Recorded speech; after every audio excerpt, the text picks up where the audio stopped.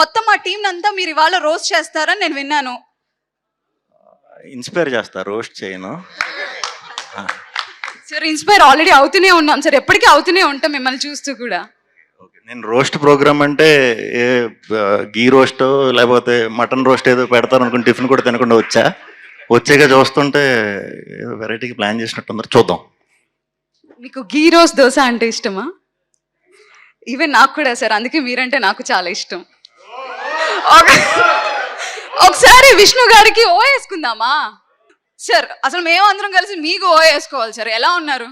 నేను చాలా బాగున్నాను, నిజంగానే బాగున్నారు. ఇప్పుడు మీరు విష్ణు గారు మిమ్మల్ని చూసిన తర్వాత ఇంకా చాలా బాగున్నాను అంటే అన్నారు కానీ మీరు విష్ణు అనే మమ్మల్ని ఇద్దరిని అలా కలుపుతుంటే చాలా ఆనందంగా ఉంది సార్. ఏదో అనుకున్నా ఎవ్రీ నర్వ్ ఇస్ యాక్టివేటింగ్. అవునవును.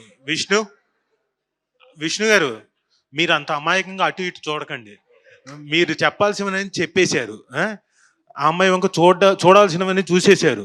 ఇప్పుడు మళ్ళీ అమాయకంగా నేను అదే మీరు అంటున్నారు, మాకు అర్థం కావట్లేదు. విష్ణు గారు అలా చూడకండి సార్.